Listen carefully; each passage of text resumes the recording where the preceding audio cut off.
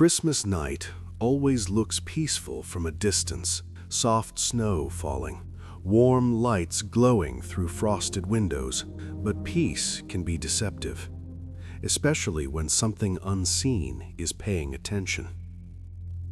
That year, the snow didn't just fall, it lingered. It watched.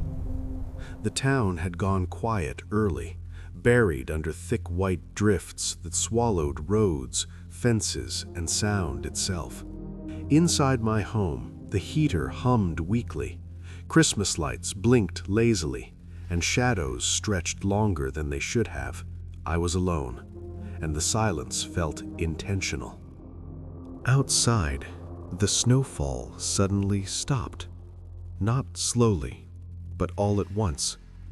The world froze in place, as if holding its breath. That was when the footprints appeared. They led from the edge of the yard straight toward my front door. Deep, heavy, barely human in shape. They hadn't been there minutes before. The snow around them was untouched, pristine, like the prints had been placed there rather than made. A cold pressure settled in my chest, the kind that doesn't feel like fear yet, but knows it's coming. The Christmas lights flickered, not randomly, deliberately. The glow dimmed, brightened, then dimmed again, casting warped shadows that bent and twisted across the walls. The corners of the room felt farther away than before, as if the space itself was stretching. Then, the sound came. Not a knock, not footsteps. A slow, dragging noise circling the house. Whatever was outside didn't rush.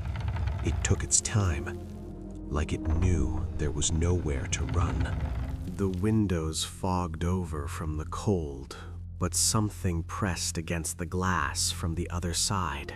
Not a face, not a hand, just a dark shape, close enough to block the moonlight.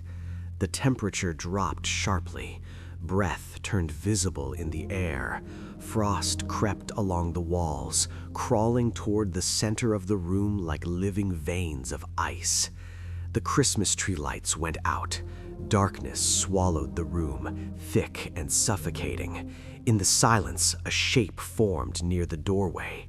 Tall, crooked, wrapped in shadow and snowfall. Its surface moved unnaturally, like snow sliding over something that wasn't solid beneath. The air felt wrong, heavy with something ancient and cold. This wasn't a visitor, it was a tradition. The thing drifted closer, not walking, not floating, gliding, leaving no sound behind it. The frost on the floor spread with every inch it moved, sealing the house shut. Memories flooded my mind that weren't mine. Forgotten winters, children vanishing during snowstorms, empty homes left behind with decorations still glowing, waiting for no one. This thing came every Christmas, and it never left empty-handed. The front door creaked open by itself. Snow poured in, but it didn't melt. It piled up, filling the room, climbing the walls, swallowing the furniture. The cold burned now, sharp and unbearable. The shape leaned closer, and then everything stopped.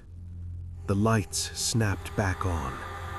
The house was normal again, the snow gone. Morning sunlight streamed through the windows, cheerful and harmless. Outside, fresh snow covered the ground, smooth and untouched, except for one set of footprints. They led away from the house, and beside them were mine.